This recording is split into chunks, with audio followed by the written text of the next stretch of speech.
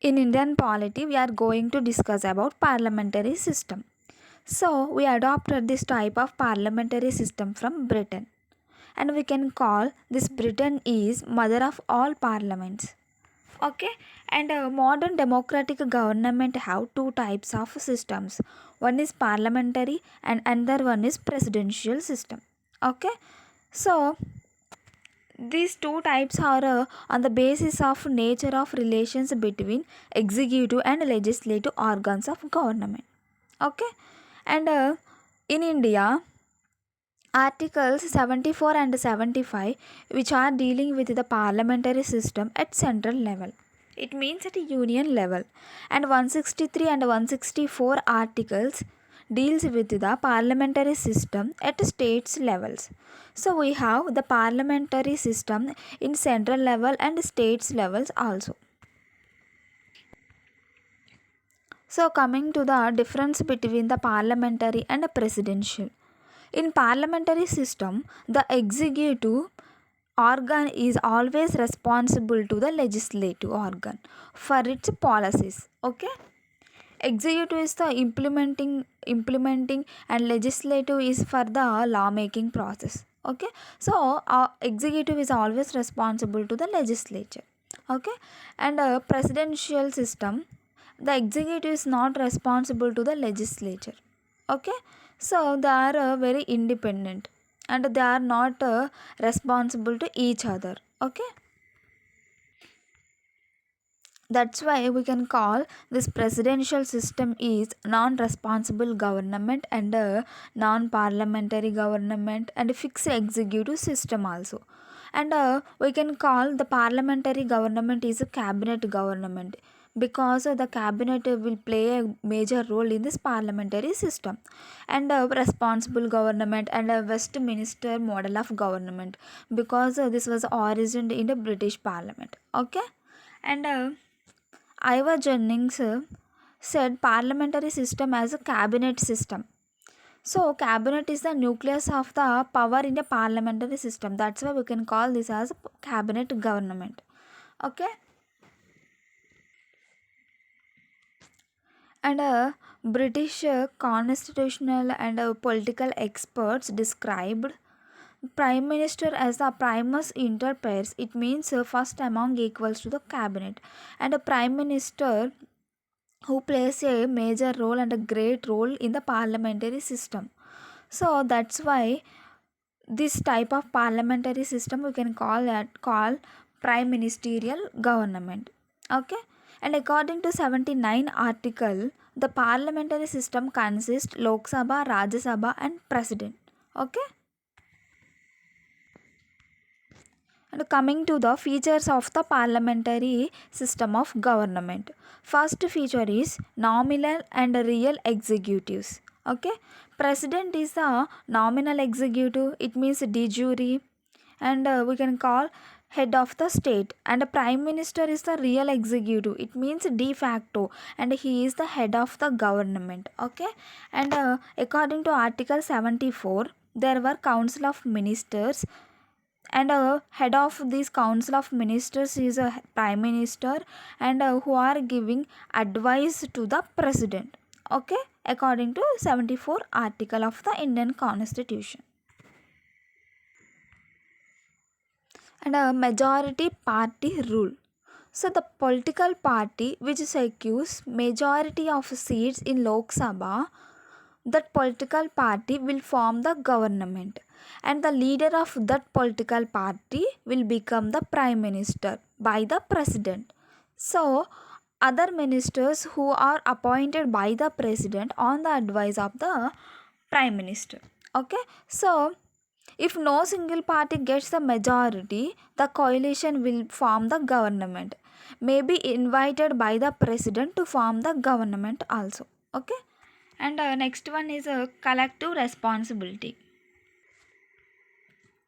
So we can call this collective responsibility is the bedrock principle in the parliamentary system, because all ministers are collectively responsible to the parliament in general and to the Lok Sabha in particular, and they act as a team. Okay,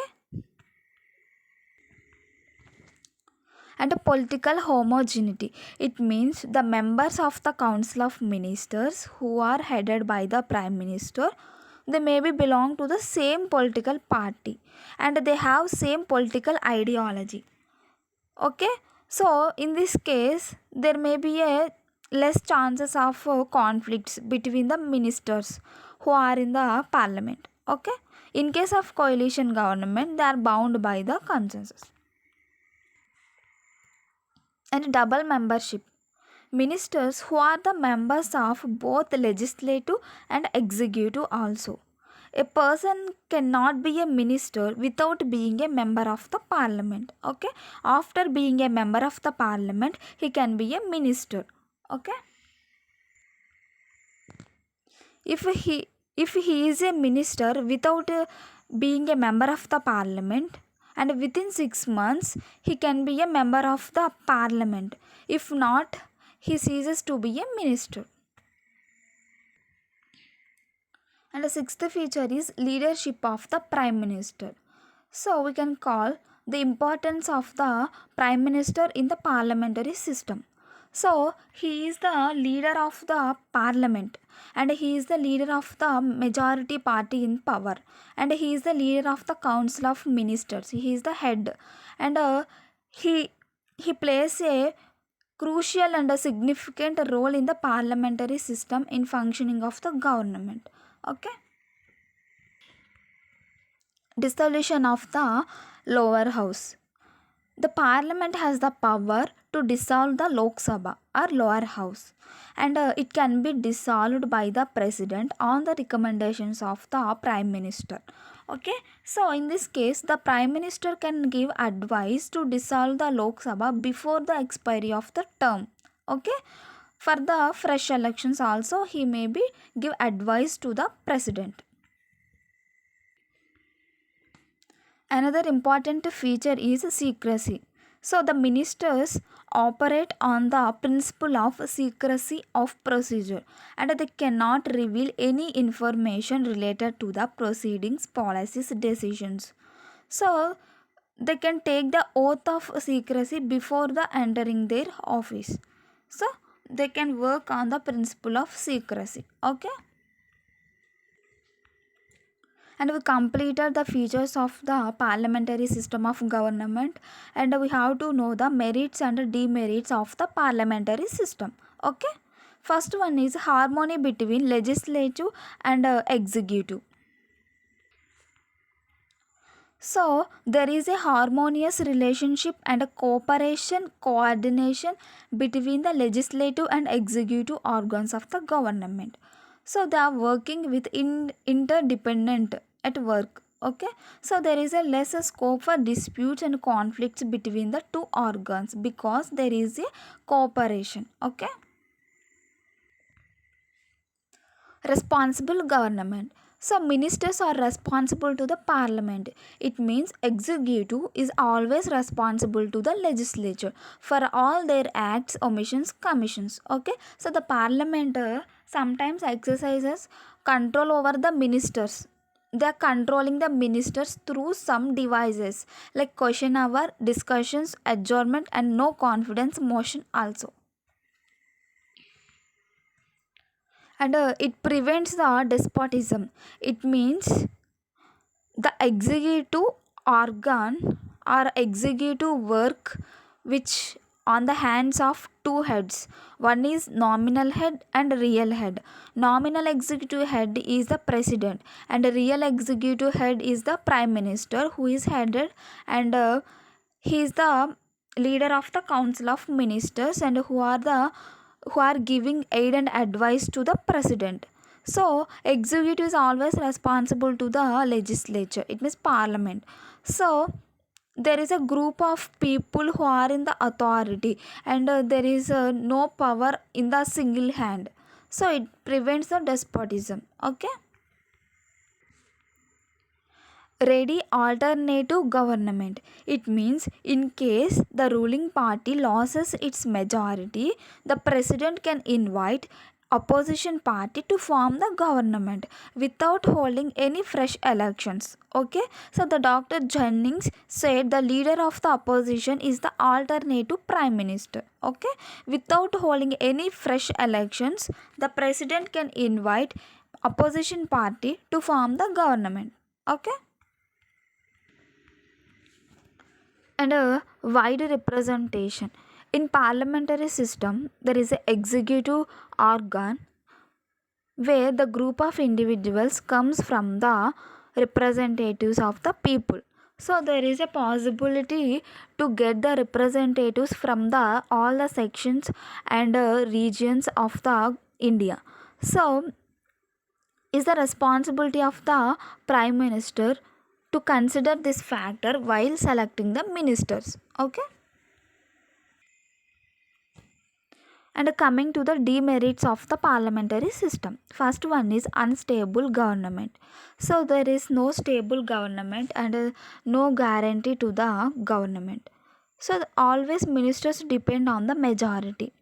If majority loss, the minister ceases. Okay, and a no confidence motion, political defections, and a coalition, these three devices make the government unstable. No continuity of policies. So in parliamentary system, they are not conducting long term policies due to uncertainty of tenure. So they're always changing in the ruling parties. That's why they are changing also policies also. Okay, so there is no long term policies due to the uncertainty of the tenure of the political parties. Okay, so dictatorship of the cabinet. And a ruling party enjoys absolute majority in parliament and a cabinet enjoys unlimited power and it behaves like autocratic. Okay, so the parliament gives an opportunity to the executive for anything. Okay, and against the separation of powers. Okay, so the departments are together by the cabinet and there are always a fusion of powers. So there is no separation of legislative and executive, they are always working with cordial relations. Okay, and last one is a government made by the inefficiency administrators. It means that the parliamentary system is not good for administrative because limited choice to choose or select, because the prime minister can choose the members only in the parliamentary point of view and there is no chance to select other members outside the parliament. So ministers are not experts in their fields. So inefficiency is one of the point for the parliamentary system.